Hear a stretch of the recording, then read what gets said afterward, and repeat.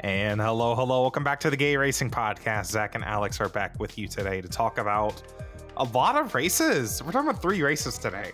Yeah. Maybe not all in like full length. You know, we're NASCAR at Las Vegas. We're going to start with that. I have a lot to talk about. Josh Berry's win. We're going to talk about the 12 hours of Sebring that happened over the weekend.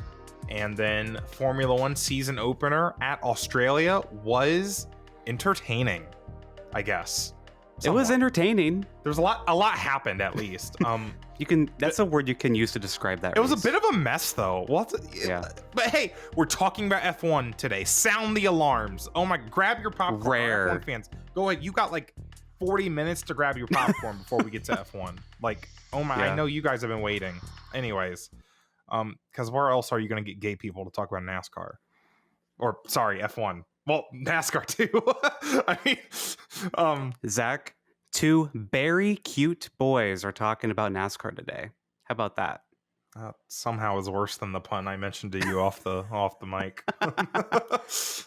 I tried sliding it in for you. That's the YouTube meta this week with NASCAR. Very good, or I'm Very not lucky. very well. To be honest, I'm not very surprised that Josh Berry won this race.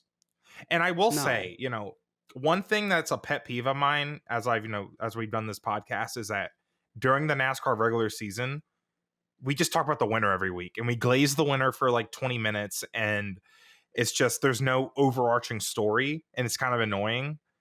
But today is an exception because I think Josh Berry deserves his flowers. Well, Josh Berry is the story.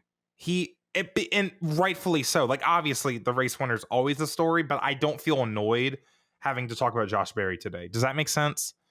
Because like if someone like Denny Hamlin would have won, we're like, oh, now I have to talk about Denny Hamlin, pretend like he's whatever. But And now, if Christopher Bell had won, we'd do the same thing we talked about last week. Oh, he won 4 in a row this time. That's so the thing. Cool. That's why I hate the little. Anyways, but Josh Berry deserves this though because he has worked his ass off for this, right? He didn't come from money. He came from being a badass short track racer, and he just won his very first Cup race. By the way, like, you know, that Jackson Todd 100 start, Trent, Josh Berry won a race before Ty Gibbs. Isn't that crazy? Before Ty Gibbs in a Wood Brothers car. I mean, it's a Penske car, but let's still, like, that's very, very cool. I would not have predicted that. And in our preseason predictions episode, you were saying Josh Berry will win a short track race. I don't think we saw him winning at a 1.5 miles. Like a short track race, I could believe you. 1.5 miles, though. The first one of the season. Yeah. Wood Brothers. That's crazy. Because Penske and Ford in general, I mean, Penske, they were very fast this weekend. Like, Logano was up there. Blaney had a fast car. Cindric was up led there. a lot of laps. They don't really need to because, you know, they have Phoenix figured out. But Penske they're bringing the heat to these 1.5 miles. But early in the season. Let's really delve into Josh Berry right now. Because, again, I really do want to talk about him. It's his first career Cup Series win. I don't even know how many starts he's made, but it's not, you know, the Jackson Todd 100, which I find really fascinating. Yeah. And it's the 101st win for Wood Brothers. Oh, I should have wore my Harrison shirt today. Oh, darn it. I'm glad Harrison got that 100 and dipped. He got all the fame. It's okay. Josh Berry's going to win a lot more races. And I love, Alex, read this next stat off. I can't believe it's been this long since Wood Brothers has won. Yeah, I asked on Blue Sky, like, as I was just thinking, when is the last time the Wood Brothers won on a 1.5 miles? Because as a kid, I don't remember that ever happening. The closest was Ricky Rudd at Kansas 2004, when Rudd finished second. But this is the first 1.5 miles win for Wood Brothers since Morgan Shepherd in 1993. Zach, you and I could get like that. You and I did not exist in 1993, not for several years. And then this next stat, this is the first back-to-back season with a win for Wood Brothers since 1986 and 1987. That's crazy. That's like, crazier than the previous you guys. Stat. I mean, that stat about 1.5 miles feels so cherry picked a little bit because it's like, well, Blaney won at Pocono in 2017. You know what I mean? Like that's an intermediate track. Yeah. I know what you mean though. It's just it's slightly cherry picked, but first back-to-back seasons with a win in like what 40 years almost. Wow, crazy. And that's, you know, as a fan of NASCAR, you just have to appreciate the history that the Wood Brothers carry. I mean, they are the only team that has been here for just about the entire history of the sport, I believe, right? like since it Pretty much from started. the start. Yeah. There's no other team that can say that, and I hope we keep it like that. Like, whatever we do, we got to make sure the Wood brothers stay alive, right? Yeah. And we see John Wood taking over the leadership role, kind of in the last few years, and we've seen that team struggle with like Harrison Burton and stuff. And Well, and yeah, that go ahead. team has had Paul Menard, Matt DiBenedetto, Ryan Blaney, of course. I mean, they've had kind of a rotation of drivers. It's been a roller Kind of coaster almost. It became the fourth Penske car in the mid to late 2010s. It won the Yeah. Daytona 500 with Trevor Bayne in 2011. Like, they've had lots of ups and downs. There's a point in time it didn't look like they were going to be able to continue. Yeah. And you talked about, Zach, that Josh Berry, he's just a kind of a throwback racer. He's just at his core, a racer. And he got here based on skill. And a lot of people might be wondering, well, why are they saying that? Well, Josh Berry was working at a bank, and he ended up befriending Dale Earnhardt Jr. online. Yeah, in our 2003. That's such a cool story. But he ended up getting opportunities through Dale to race some late models. He did the Cars Tour. He won a bunch of regional and local track championships.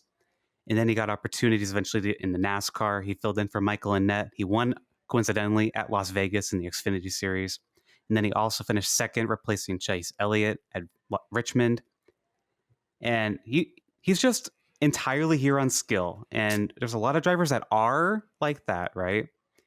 But they also had a lot of privilege too. Like, a lot of drivers had privilege too, just to get to where they are. Because Josh Berry did not have much of that. To my understanding, Josh Berry does not come from money. No. Again, he was working at a bank, Yeah. Like, I mean, he lost that. He lost that one junior motorsports ride initially because of Sam Mayer. Sam Mayer came in with money, and as a race team, you're going to take the ones that have money, right? Yeah. So, and then he finally does get the ride in Xfinity, and then he moves up to Cup, Stewart-Haas Racing, the 4-car, and then that team falls apart. And then he gets this opportunity at Wood Brothers. And you and I talked a lot late last year when this was like rumored then announced. Like, this is just a perfect fit. Culturally, it's the best fit you could get. It's the best fit. I mean, a guy who's from a short track racing background, who works hard, who's skilled. I mean, he worked on his own race cars back. Was it like when he did late model stuff? I guess I don't know. I forgot who was talking about it, but like, he worked on his own cars, like in that throwback fire suit for the Wood brothers. Like, again, if only he had Rodney Childers as his actual crew chief, that would have been the most perfect combination. But still, like, it's an amazing fit for Josh Berry, and I'm just excited that we get to talk about both him and the team today. He's a throwback racer with the throwback team, and it's just so NASCAR. Like, this is classic NASCAR right here. It's so cool. It fits better than like, Harrison Burton or even like Paul Menard, who literally was just the money guy, right? He just had money. Matt DiBenedetto kind of fit the vibe. Ryan Blaney kind of fit the vibe, but also his dad was in racing. But this is just such a nice, perfect fit. Yeah. And it's for him to win again this early in the season. His fifth race with the team, first mile and a half. They executed the strategy perfectly. He outdueled Daniel Suarez, which, not top tier driver, but still, like, he perfectly executed that race. So a race where Denny Hamlin got a speeding penalty, Joey Logano messed up that final pit stop, right? All the drivers were wheels. making mistakes. The Hendrick teams made the wrong strategy call, right? Like, they didn't luck into that at all. They beat the best teams. They didn't make the mistakes that the best teams made, which is kind of leading me into our next point, Alex. Is this an underdog win? No. It's not. No. Not if you've been paying attention. If you've been paying attention, Barry's been in the top 5, top 10 every single week thus far this year. Yeah. And I know the 21 car was last in points when Harrison Burton won at Daytona last year. I get it. But this car, before Harrison Burton, was a playoff contender every single year, even with DiBenedetto. Paul Menard, I believe, was right around 16th to 20th every year. And Ryan Blaney obviously took it to the round of 8. This is a Penske car, but that doesn't mean that it's not, on their own merit, Wood Brothers Racing. I don't know what it means, to be honest with you. Yeah. We know the cars are in the Penske shop. Mm-hmm. And we know a lot of the people that work for that team, like at the track are Penske people, like, or at least Yeah. they're coming up the Penske rank. So I don't know exactly what Wood Brothers Racing is Because at this point. what I'm trying to say is I don't want it to be, well, they're only good because it's a Penske car, and then when Yeah. they're bad, I don't want it to be, well, they're only bad because it's a small little underdog team. Like, no, it's more in the middle because they're Yeah. like their own thing, but they They're also still get their own support from thing, but it's Penske. like I don't know. I don't know if there's anything else like that, because sometimes it feels like the Wood Brothers thing is just a little show. But then again, you see John Wood and you see their leadership still there, and like that's got to be. It's almost like, again, they're still their own little team. It's almost like how Kyle Larson and Cliff Daniels, they have their own little team in Hendrick. The Wood Yeah. Brothers team is still their own team, and they still do some things independently. Like, I don't know what those things are, because I'm a gay podcaster, so I don't know, but Same. you gotta respect it though. Like, you just gotta respect it. It's such a feel-good win, and focusing on the Popular, team, yeah, it's the popular team win. running out onto the track, like usually that kind of thing, you only see that like Daytona, right? Like these huge wins, the team will run. This is Las Vegas. This is a random spring Las Vegas race, and the team's running out to the racetrack. It's so cool.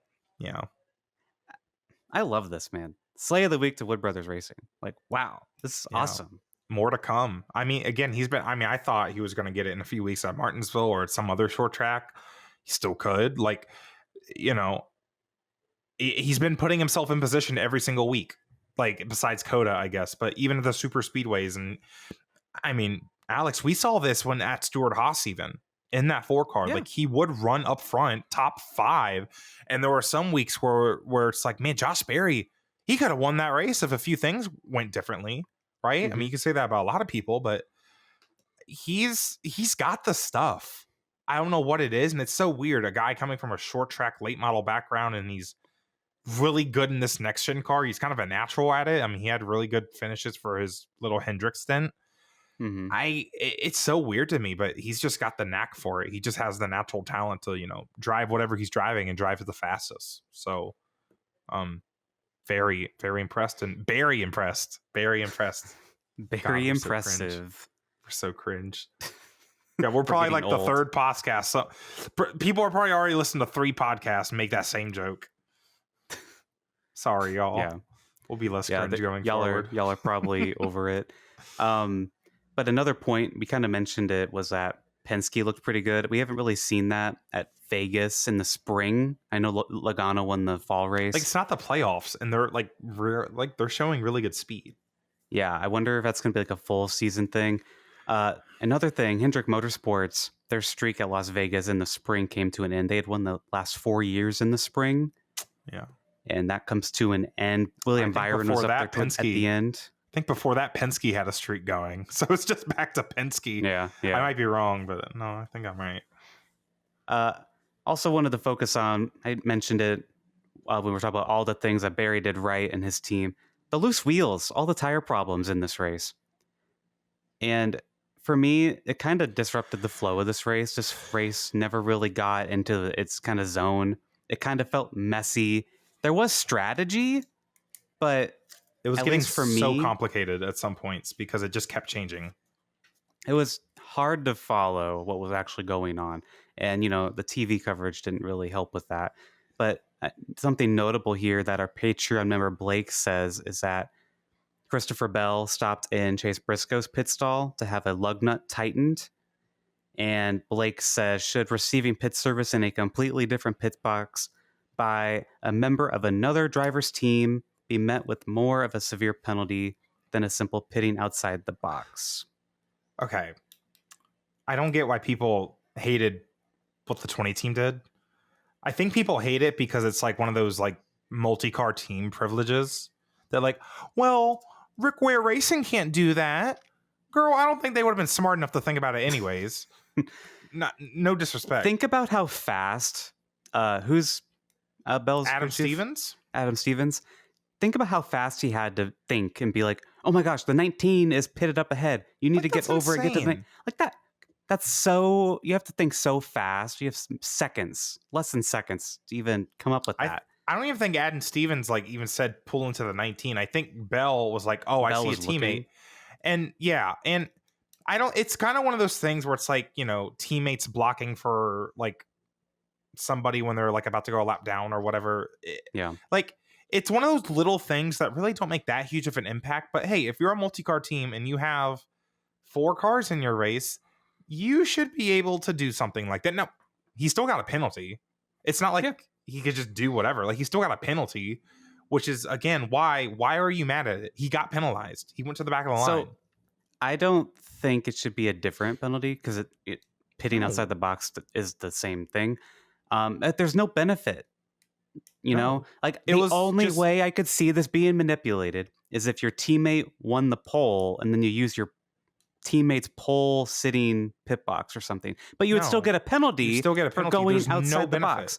So I don't think it matters. The only thing this is it's actually more safer than him going back onto the track and letting the wheel go. Imagine if that was green flag stops. Yeah. That could have impacted the entire race. Him going out of pit road and that wheel falls off. It could get hit by a car, going to the stands, whatever you want to imagine, right? Yeah. At best, it interrupts the race and then the race changes.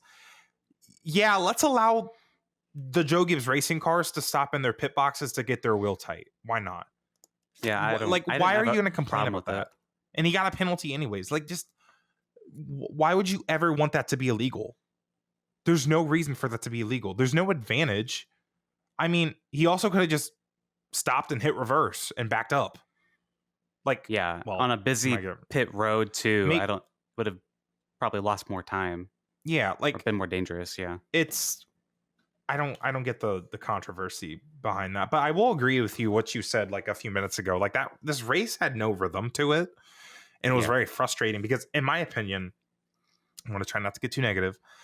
This intermediate racing is best at 2 spots: right after a restart, obviously, and it's some of the best racing NASCAR can offer right after a restart, and then very deep into the run when the tires are wearing and people start making pit stops and stuff.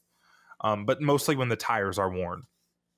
What we kept getting yesterday are cautions after like 20 laps. And it's just like interrupting right when the run's about to get good. And it was just kind of frustrating. Or we'd had that short run at the very end of the race. We had a short run with like, 25 laps to go. And it's just like, nothing was really happening, right? I mean, Byron was kind of making passes, but Larson was kind of stuck in traffic, and it was just kind of frustrating. Before that last caution, though, I'm like, oh my God, there's these 2 strategies. There's these guys that aren't going to make it on fuel, and then there's the guys that will make it on fuel. What's going to happen? We saw this last year, and it was really close. So it was just a little frustrating that we didn't see that race play out yesterday. And, I kind of hate how much people glaze the intermediate package because track position. I mean, why are we talking about strategy so much, Alex? Because it's hard to pass. It's still hard to pass. Let's not act like it's easy to pass or anything. It's possible, but it's not easy. So, yeah, I didn't. So when Jeff Gluck posted his good race poll, I thought about it for a minute. I voted yes ultimately. I voted yes because I really enjoyed all of the I did enjoy the strategy that was going on, by the way. Yeah. I think I based my vote mostly on I felt happy after the race, but I feel like a lot of that was because Josh Berry won. The actual race itself, I was just like, Had some good racing. Again, the restarts were good. Bad. Yeah. The restarts were good. The strategy was interesting. There was that part. I mean, I didn't know who was going to win that race with 50 to go. Oh, yeah. Me neither. I was very invested in it. And again, I just wish it would have went green because I don't know who would have won. Barry still could have won. Maybe. By the way. I don't know. I think it would have been Chastain. Because he was leading the guys with Barry was in the mix fuel. either way is what I mean. Yeah. Yeah. And we saw that at Kansas. I mean, Chastain won that race at Kansas because of strategy. Yeah. I think. Pretty sure, right?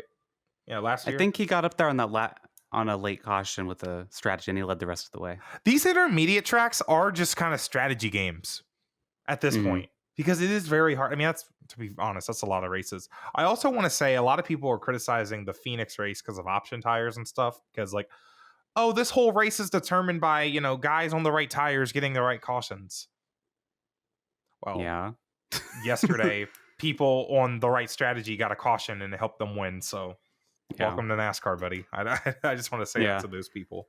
But some other notable tire incidents. Kyle Busch, Chase Briscoe lost their wheels. Kyle Busch lost 2, I think, right?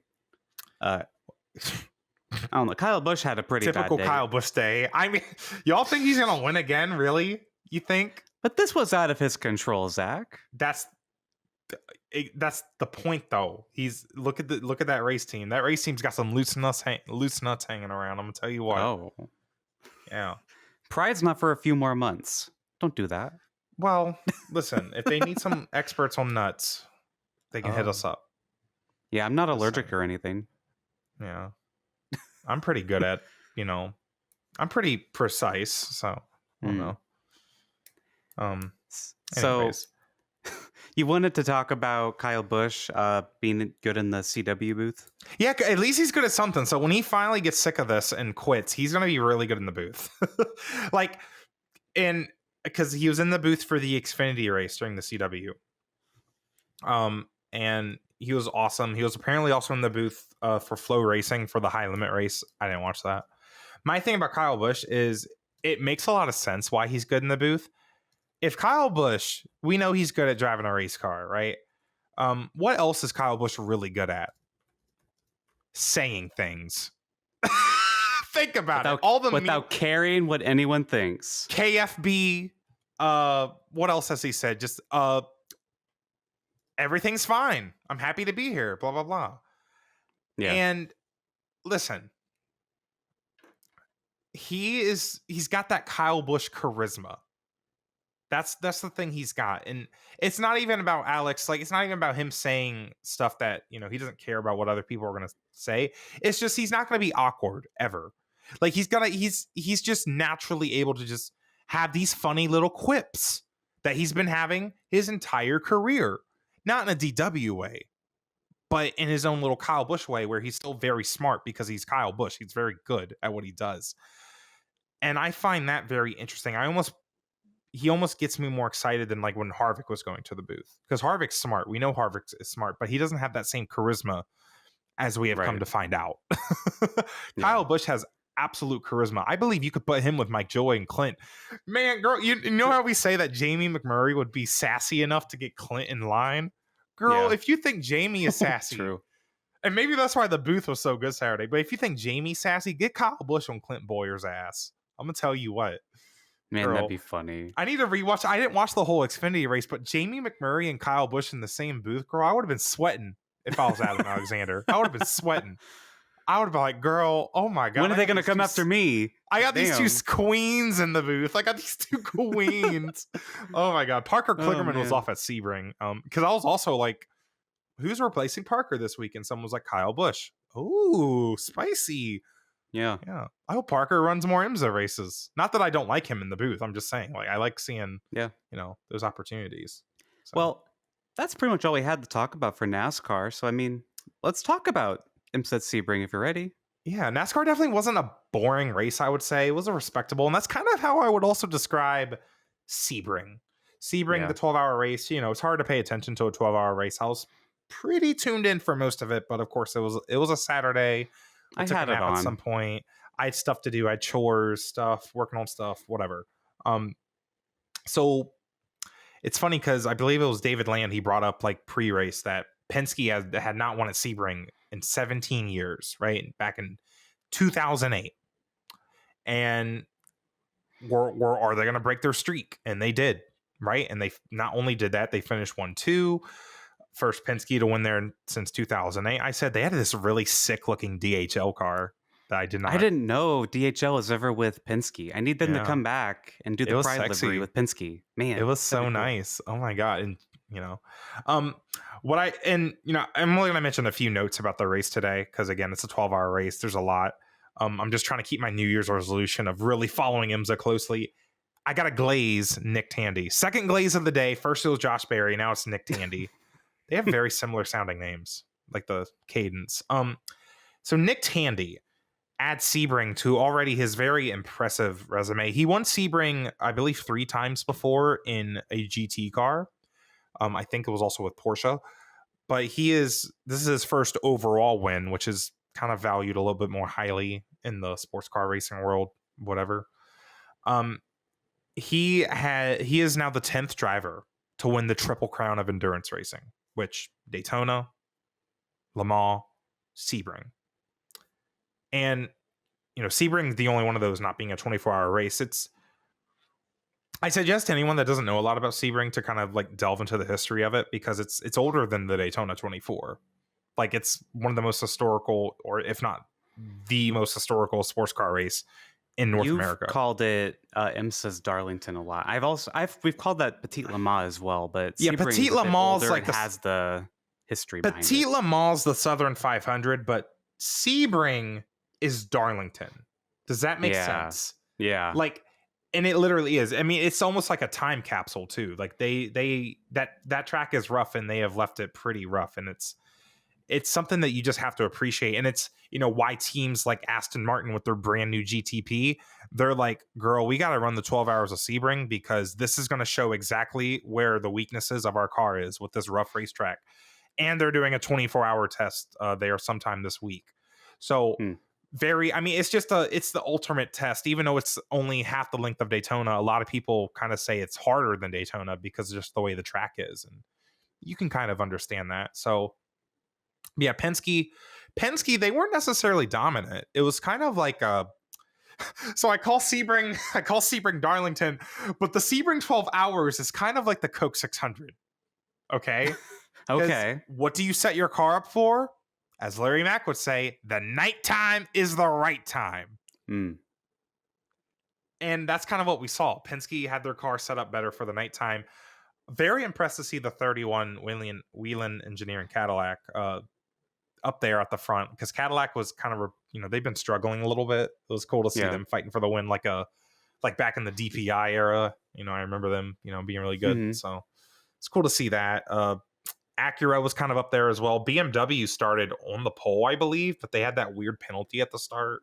And Speak of BMW, the Vanthor brothers were again really fun to watch. One was in the BMW, one's in the Penske. Yeah, they're so fun. Yeah. And speaking of Nick Tandy, he made that wild pass on the 31, like down into Sunset Bend. And he got asked about it on an interview afterwards, and he's just like, well, it's time to race. It was like 3 hours to go, but like, bro, it's time to race. So Nick Tandy, he achieved the Triple Crown. We talked about the Daytona 24 episode. He had the quadruple 24-hour races with Spa, Nürburgring, Le Mans, Daytona. What's really cool this year for Nick Tandy, and I guess also Felipe Nasser, and is it Lawrence in the Penske? Is Lawrence Vanthor in the Penske 7? I couldn't tell you which one's in which. I know there's Dries Vanthor, and then there's Lawrence Vanthor. I think Dries Lawrence is in BMW. Yeah, Lawrence is. Yeah, that sounds right. When you said Dries, I was like, yeah, okay. I guess all of them are also going for the Triple Crown in the same year, which I don't know if that's ever been done before. Because they're going to Le Mans and they have a chance to win it. I don't know how good of a chance, because Ferrari and Toyota have been winning it a lot. So that'll be interesting to see if they could do that. I hope Penske brings some rocket ships. I assume they're all going to be in the same car. I don't know. I'm gonna look that up later. It's not important. Yeah, if you're a endurance fan, let us know on that. Because I heard rumors that they're going to split them up and they're running a third car. I don't know. If you watched or listened to last week's episode, AO Racing, they had the little social media drama. Yeah. It got a bit overblown. We talked about it because it was kind of funny last week, but they ended up winning in GTD. So good for them. And then, Zach, you wanted to talk about Aston Martin? Yeah. They were on pace. I mean, I think Aston Martin, that car really highlighted one of the really cool things about IMSA. And Alex, we were kind of talking about it over the weekend. Like, they had a V12 kind of, it sounded like an old F1 car, like a 2004 you texted F1 me that, car, and then I listened to it. You texted me that, then I listened to it. I'm like, oh my gosh, wow, yeah, it does. Dude, sports car racing is so cool. Like, if you're mildly interested in automobiles, like, just watching a sports car race and how these cars are so different, and yet they're competing against each other, and it's still relatively really close. I find that very fascinating. And Aston Martin just kind of highlights that, bringing a V12 engine to the GTP field. It's just awesome. And yeah, it makes me like, wouldn't it be cool in NASCAR if, like, Toyota had a hybrid engine and Ford had a big loud V8, engine that reminds you of a Mustang, right? The differences, right? Wouldn't that be really cool? It would be. But then, IMSA uses torque sensors and a bunch of other mumbo jumbo to balance it all. What if NASCAR had that? Wouldn't that be cool?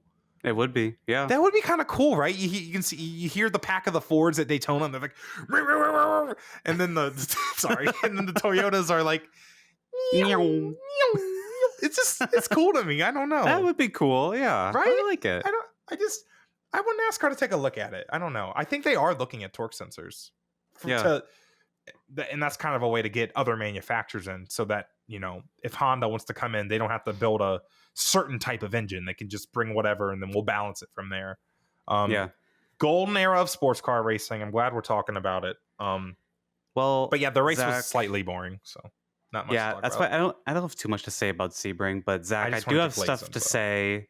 I do have things to say about Formula One. Earlier, you said 40 minutes. It's 30 minutes. You didn't have to wait that long to our F1 know. listeners. So F1, their season opener was at Australia. I just had a point. Lando Norris won the season opener. Max Verstappen got second. Sure, Thank God. whatever. That's Thank not what we're God. here to talk Not about, sure. though. No, not sure. Whatever. I am celebrating the fact that Max Verstappen did not win that race, and I will celebrate every chance I can get that he did not win. Because we stayed up late for that, and I did not want to watch Verstappen win. I want to talk about Ferrari because what a mess, as always. They were the last to switch back to the inters after the second round of rain stopped. And I feel like maybe they should have tried to stay out there. I don't know if that would have worked out because it did rain for a teeny bit longer. But it would have been interesting if they did stay out and not switch to the inters. They would have been 1 and 2. You know what I mean? Yeah, no, I know what you mean. They would have track position. I don't, because the track was starting to dry kind of fast, but I don't know. It would have been kind of. I don't know, but I would like to see it. I would have liked to see it, But also Lando in general, though, that car would fire off amazing, and there was a lot of talk about that. I feel very technical today. I've been talking a lot too. Like that car's. I don't know if it was something in like the rim or the wheel well is something that like gets the tires heated. I saw a picture going around online, but he was able to warm up the tires so fast and just fire off on those restarts. Mm-hmm. Like and to where it's like, Verstappen was starting to catch him at the end, but it just wasn't really enough. He didn't really have enough time to get by him. So I think Lando probably would have found his way around the Ferraris, if I'm honest. So, but it was kind of a blunder. Whenever you get technical, I have no idea what the hell you're talking about. I just appreciate the racing. Someone's got to be the straight man in the relationship. Fair enough. See, I'm just gayer, I guess. I don't understand what you just talked about. See, I only know very simple things and very complicated things about cars. I don't know any. Like, if I looked in my car engine, girl, I don't know what any of this is. I can. Do I know what a supercapacitor is? Yes, I do know what a supercapacitor is. See, I can check oil in my car, and that's about it. I can add air to my tires. Beyond that, dude, when I add air to my tires, I feel like Bozy. I feel like Bozy from Twitter. I'm like, dude, I'm that man right now. Oh, that's awesome. Oh my God. So I want to go back to Ferrari because Leclerc asked his team if there was a leak in his car. And he says, quote, "I have the seat full of water, like full of water." And the team says, quote, "Must be the water." Damn right it is. True. They didn't lie. So true. I wish I would have thought of that. Duh, I didn't of think course. of that. I didn't think of that. I love Ferrari. Thanks. I wish Lewis wasn't there now and like suffering because of it, but like I love it. It's great. How are they that dumb? Charles said after, add that to the words of wisdom or something like that. It was funny. That was Charles. He must be sick of them. I don't know how he puts up with it. I mean, that's crazy. Having Lewis as a teammate's a great way to put up with it. I maybe that's why they hired Lewis. Just pressure. like, okay, don't leave Charles.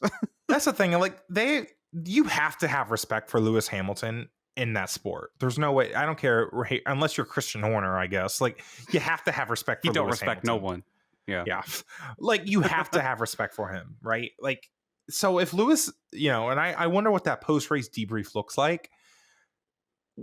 Is something going to change majorly at Ferrari? Because I don't know. Well, Sebastian Vettel, it sounded like he struggled with some of the similar kind of Ferrari strategy issues too, and nothing really changed. So I don't know. I mean, Yeah. If anyone can do something about it, Lewis Hamilton can do something about it. So we'll see how that goes. But must be the water. Someone said he peed himself on Twitter.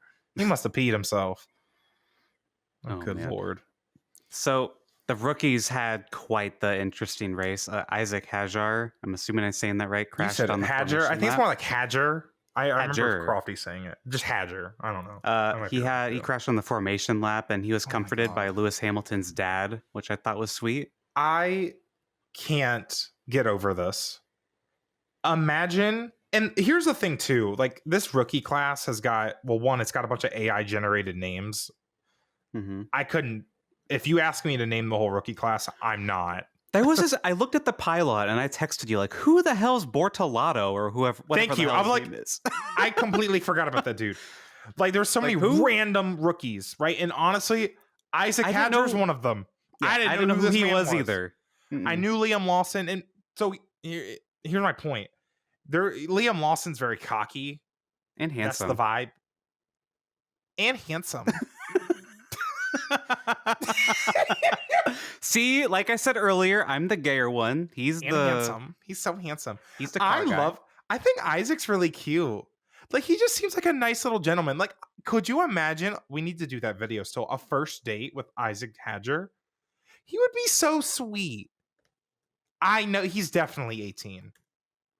That's okay. He's 20.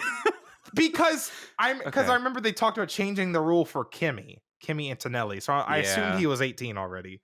Okay. You looked, girl. You was gonna be like, girl, you got. I like how you knew what I was doing too. She stopped and started typing, but no, he just looks like a really nice young man, and you can kind of tell the way Anthony Hamilton, Lewis's dad, came to like console him and comfort him while the cameras were watching him walk sadly down the street or whatever back wherever he's got to go.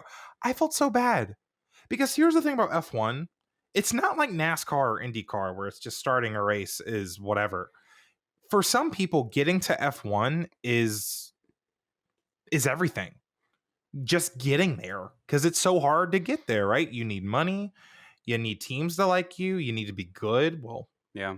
Maybe you don't need to be good. I don't know. You have to be one of those three things. Yeah. Whatever works. And for that to be your very first official, not even lap in an F1 car, like in an official race. Imagine being in that situation and what would be going through your mind. I would be devastated. I would. Oh yeah. I would be crying. I mean, he was crying. Well, I would be. Well, think about it. Crying. For many people like us, like more casual fans, for the majority of people, this is the first time many people had ever heard of him or seen him on a track, and he crashes on formation like that. And that's the first impression. Yeah, not even just to the fans, but to the overarching world of F1, the teams and everything.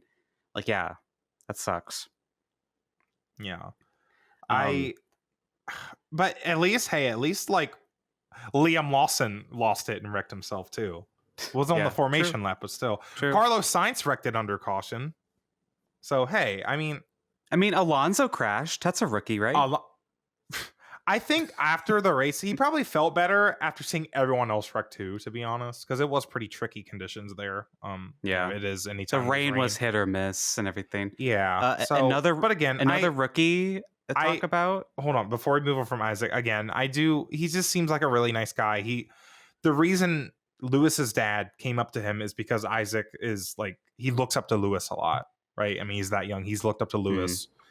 As he's aspired to be an F1 driver. So you can just tell that he's a very nice man, and I hope he has success in this sport. Because is it weird to say I'm kind of like a fan of him now?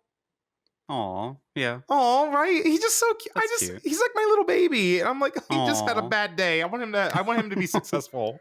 It's like my kid. I don't know. Well, Kimi Antonelli is another rookie that... Speaking of kids... I didn't hear about this guy until Mercedes is like, this is our driver replacing Lewis Hamilton. I'm like, who? I heard about him a lot with like the rumors that Lewis was leaving or something. Or I guess something, because they were trying to change the rules for 17-year-olds to be in F1. This is a child. This is a child. I'm not saying anything about him. I have nothing to say, actually. Finished 4th on debut. That's crazy. Girl, That is kind of crazy. In a rain, like on and off race, like that's very impressive. He got a penalty, but then they rescinded it after the race. I mean, that's a hell of Oh, a true. debut. Yeah, Hell of a debut for Kimi Antonelli. it is. I mean, and that's the reason Mercedes wanted this guy so bad. He just has so much natural talent. I don't know what was he in F2 before, I guess? I have no idea. I You're have no talking idea to the this guy wrong came from. person to ask that. I know. I don't know why I asked you. I might as well be asking you what a supercapacitor is. Yeah, I ain't gonna know. Something I do know is that Oscar Piastri is really impressive. And handsome. And handsome. You're right. He went Jesus. wide. And it started raining. Lando got loose. And He then goes went wide. wide. He went into the grass. He got stuck. And the thing that was really cool to me is that he stuck there. And then apparently at the track on the scoreboards, it said out Piastri. Oh, yeah. And it was like on TV, too. He gets his car to start backing up. And the crowd just starts cheering. Because this is Oscar Piastri's home race in Australia. Right. He's just backing up and the crowd's getting louder and louder. And then he finally gets it out of the grass and the crowd roars. That was such a cool shot. I'm like, that's awesome.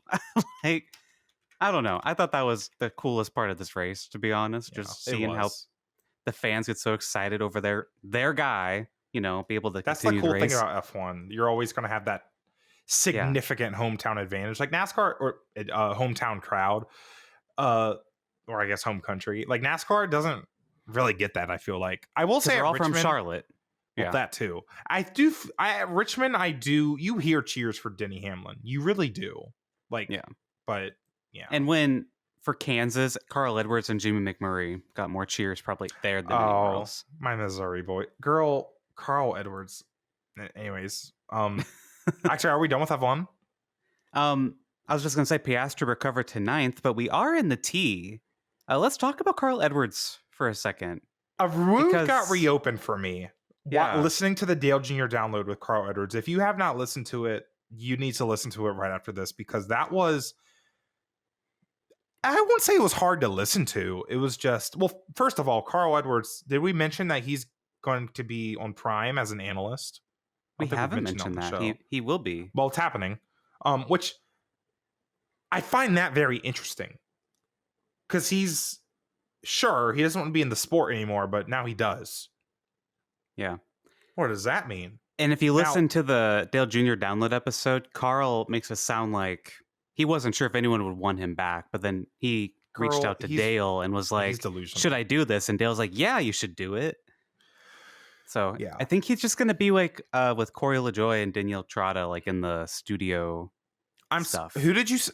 Corey LaJoie? Did I know about this? Unfortunately. Oh my God. I'm pretty sure that's their like studio team is Danielle Trotta, who I'm excited to have back. Corey LaJoie and then Carl Edwards. One of these are not like the other. What are we doing? Girl. Yeah. I love Carl Edwards and I miss him every day. But if you didn't listen to that episode, TLDR, Carl basically says like, yeah, NASCAR threw out the caution in 2016 and he was ready to come back in 2017. And he admits that it was just going to not be enjoyable to go through a whole other season and then for it to all come down to another restart that NASCAR threw for no reason. So that's why he left. This is the first time he's like directly said that. It's always been family. And thank God, because I'm tired of him beating around the bush about it. That was getting on my nerves. Just say it. Just come out and say it. And he has. Kind of did. I would highly recommend checking out the full episode. Yeah, me too. And I'd be interested to see, what his analysis is going to be like on TV. And this is why I'm always such a kind of a, what's it called? I'm very critical of the playoffs because it's disrespectful to these drivers. And I'm not trying to get about the playoffs right now. It's just sometimes what this sport does is it's disrespectful to our athletes. It really is. And they sacrifice their lives for this. Like they sacrifice family time. They're away from their families. Like and that's everybody in the sport, to be fair. Like it's just, I don't know. Yeah. The made for entertainment stuff that happens in the sport is just, it's disrespectful. And I think Carl Edwards just kind of opens that wound back up for me. And I don't know, but that's a discussion to have another day. I don't want to get into it right now, but definitely again go listen to it. And I'm glad Carl is back in the sport, and I don't know what I hope. Yeah. I don't know what I hope. I don't know. I know nothing. I'm a bot. I'm AI generated. I'm in the Formula One rookie class. I don't know. Well, Zach, I guess it's time for fantasy. And I just had an idea, Zach. We normally post this little graphic on social media, and you hate it. I hated it when I did it. So I have an idea. Okay. What if I record our segment? I mean, I just post it as a TikTok on Sunday mornings. Love you. I love you so much. How's that sound? I love him. I love this man, and we could work to that to where we can like pull up numbers and stuff and make it pretty. But I don't even care. Yeah. Like, we can work up to that. Yeah, I love you too. I love Alex. Slay of the week, Alexander. Alexander S. Newgaden. So we'll try that out. So NASCAR at Homestead, you got Kyle Larson, who finished 9th. You got the point. I had Bell. I feel robbed. Who finished 12th. You did get a point. I thought you were going to win. I was getting kind of nervous. You're going to have a huge lead. Notice how the lights are off on the Larson shrine, by the way. They are off. The Dale Jr. shrine, too. I don't know why. That's not supposed to be off. Anyways, I was kind of peeved about Larson not winning. That was like, well, he just could not get through traffic either. I mean, Byron was probably the best car getting through traffic yesterday. He only got up to 5th on that last restart. So, yeah. Oh, well, Cliff Daniels kind of, no, I think they made the right call, but the caution came out. So, whatever. Yeah. So, NASCAR at Homestead, I picked first because I didn't win at Vegas. You pick first. You still don't get this right. You pick first because you don't have the points lead. I'm sorry. Okay. I need y'all to keep us accountable on this. Keep him accountable. He picks. It's whoever does not have the points lead. Jesus Christ. Alex. Okay. Let me restart for a TikTok. I don't love you anymore. This is going to go on TikTok, Zach. Okay. For NASCAR at Homestead, I am picking first because I do not have our points lead. Zach has 5 points and I have 2. You got the point for Vegas, with Larson finishing 9th. So, Homestead picks. I'm going with Ryan Blaney. That's probably a bad pick. I don't know. He's had a lot of bad misfortune at Homestead. That's very I'm going for it. Hey, Penske's been fast. Listen, he just needs to put a weekend together. Blaney needs some redemption. Well, just think about the last few winners at, like, again, intermediate tracks. Like, you got Josh Berry, Ross Chastain at Kansas. Tyler Reddick was not random, but he did it in a very crazy random fashion. I don't hate the pick of Ryan Blaney. He's just got to put the weekend together, which I think he will. I think, Las Vegas happened. I think he's going to move on. He's Ryan Blaney, one of the best drivers in the sport. I will be picking, surprise, Kyle Larson again. Thank God you left Kyle. I thought you were going to pick Kyle Larson. I was really nervous. Then you said Ryan Blaney. I was like, whew. Because I wasn't really sure who I was going to pick after Kyle. I was thinking maybe... Because at Homestead, I'm inclined to want to pick the Reddicks and the Bells, too. Like, anyone who can run the top really good. Yeah, Byron's been fast. But again, is he out here winning the races? No, he's here finishing top 5. Right. And this is going to be a high-scoring season. I need to get some wins. So, my concern with Larson is... I mean... Maybe this is just a wrong. What's your concern? That he got 6 wins last year? What's your concern? He throws away a lot of wins, including Homestead last year. Oh. Where did Ryan Blaney finish yesterday? Sorry, what are you talking about? Recovered several times. Who literally threw away the race in the final corner last time we were at Anyway, Homestead. We're moving on. That's such a stupid comment because Kyle Larson also threw away his race at Homestead. So IndyCar at here's Thermal. The thing, he wins a lot though, so I'm not worried about it. IndyCar Thermal, yay! I'm so excited. Yeah, my favorite track on the schedule that I boycotted it last year. So, Zach, you get to pick first because I got the point. Because let me clarify. I don't have the points lead. You don't have the points lead. Man, this is a really hard pick. I could pick so many different drivers. Alex Palou. Yeah. I Why feel would I like that's not the pick only Alex pick you Below? can I go love with. this new format. This is great.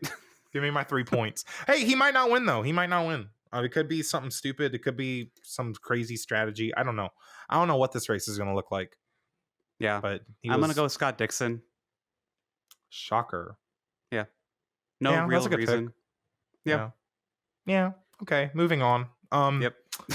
Imagine if iRacing has IndyCar at Auto Club Speedway this week, so I will be enjoying IndyCar in that way. Ooh. I will not be enjoying it on TV on Sunday.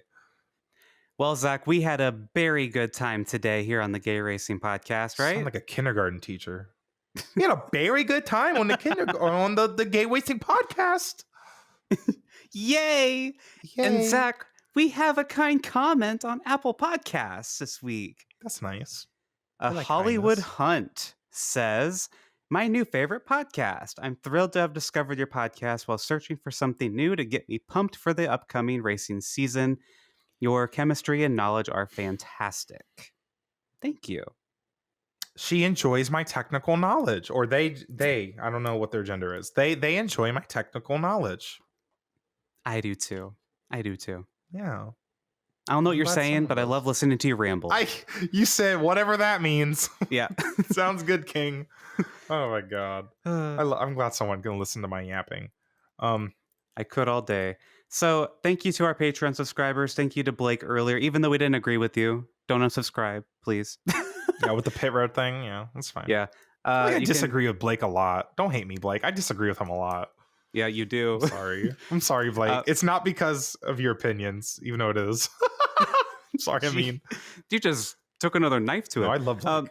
If you want to join the conversation like Blake did today, you can join at patreon.com/gayracingpod.